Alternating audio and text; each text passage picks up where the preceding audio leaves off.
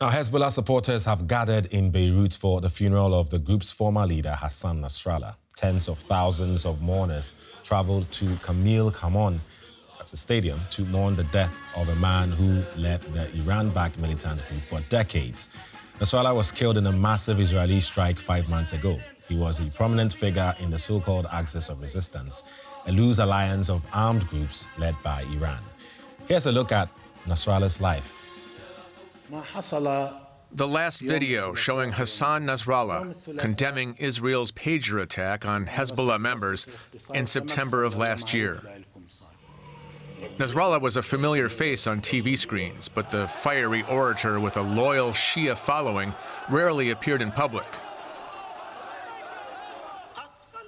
Nasrallah was one of Hezbollah's founding members.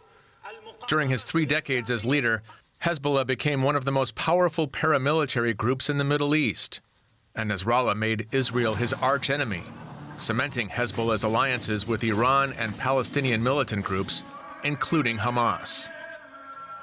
Nasrallah was credited with leading Hezbollah's war of attrition against Israeli forces occupying southern Lebanon, leading to their pullout in 2000.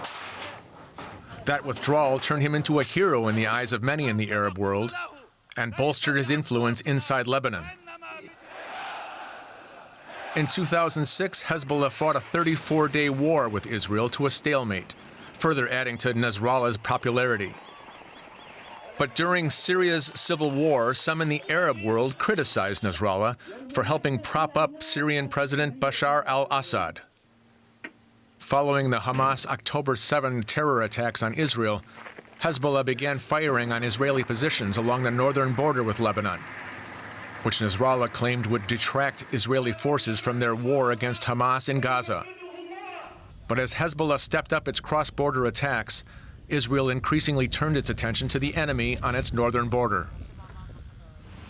Israel said Nasrallah was eliminated in a massive airstrike on Hezbollah's headquarters in southern Beirut. DW correspondent Stella Männer is in Beirut. She told me more about Hassan Nasrallah's funeral. So I'm standing here just a couple of 100 meters outside of the stadium where the ceremony for Hassan Nasrallah, as well as Hassan Nasrallah, another highly ranked commander who was killed during the war, is taking place. The ceremony just began a couple of minutes ago, and there were the 2 coffins with the remaining bodies of the 2 leaders that just entered the stadium. Inside of the stadium, there are hundreds and thousands of people who have gathered to mourn. Many of them brought pictures of Hassan Nasrallah, and maybe you can see it behind me also in the streets around the stadium. There are hundreds of people who are still walking to take part in this event, or just to gather outside of the stadium just to get a glimpse of what's happening inside. According to local media, around 400,000 Hezbollah supporters from other Arab countries have traveled to Lebanon in the last couple of days. And it is supposed that over 90% of the hotels here are fully booked. The ceremony will take part for 1.5 hours, and after that there is a walk planned to Burj Barashnia, a southern suburb of Beirut, where Hassan Nasrallah should be buried. Right. So Nasrallah was killed 5 months ago. Why is the funeral taking place now? This is mainly due to security concerns. When Hassan Nasrallah was killed at the beginning of what we call a full-blown out war between Hezbollah and Israel last year in September, it was a very intense phase where the Israeli army was bombarding the country on a daily basis and was really also killing highly ranked commanders on a daily basis.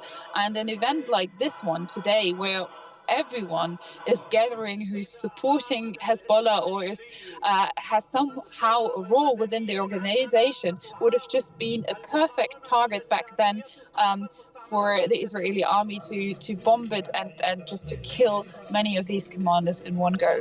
Right. He was the leader of Hezbollah. How strong is the militant group today? Hezbollah is very much weakened due to the war, especially when it comes to the weapons of the organization as well as of the leadership.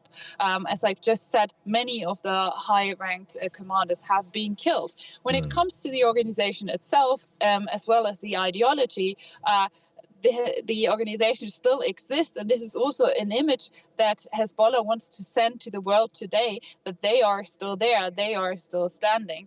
But never the fact that thousands of people have come here today, it is very much clear that Hezbollah has a lot of problems, which is the leadership, of course, because also the new leader of the organization is not as charismatic as Nasrallah, but also the finances of the organization. Right. DW's Stella Männer in Beirut. Thanks. Now, ahead of the funeral in Beirut, Israel's military said it struck rocket launchers in southern Lebanon. Let's get more details on that from journalist Balig Sladeen in Tel Aviv. Hello, Balig. What more can you tell us about the strikes? Yes, so the Israeli military, IDF, has said that it struck rocket launchers and ammunition storages in the El Beqa area as well as southern Lebanon, but also the 4 airstrikes, fighter jets had flown over the funeral in Beirut in some sort of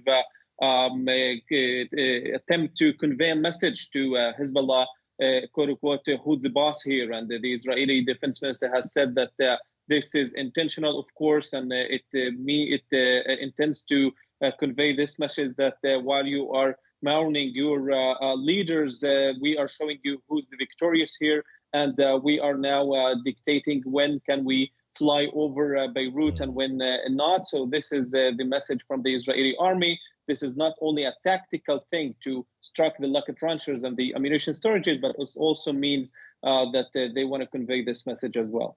Right, and there are some concerns, obviously, that this could impact the ceasefire deal between both sides. But let's move to the occupied West Bank. The Israeli army has sent tanks there for the first time since the end of the Second Intifada. That was in 2005. Why has Israel done that?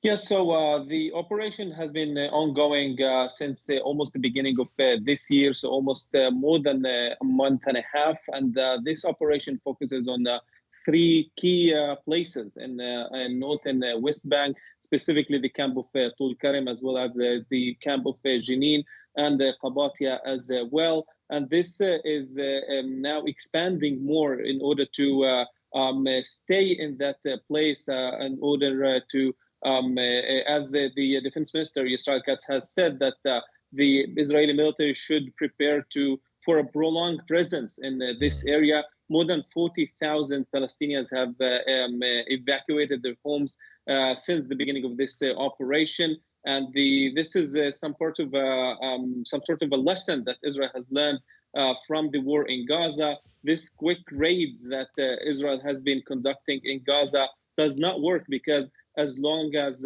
when the Israeli military gets out of the area, then the armed groups go back to that area. So that's why Israel wants to stay there. And there is 1 battalion, even thousands of soldiers in the West Bank as well. Yeah, quickly on this one, Israel has also refused to release Palestinian prisoners. Does it gravely endanger the truce, as Hamas says?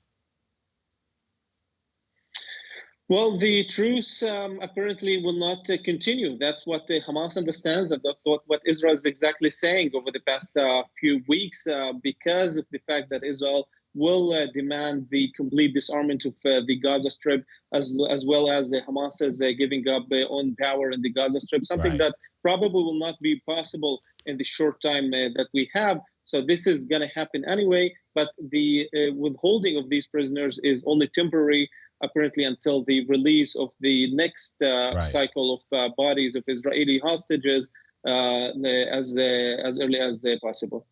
Right. Journalist Balig Sladeen in Tel Aviv. Thank you.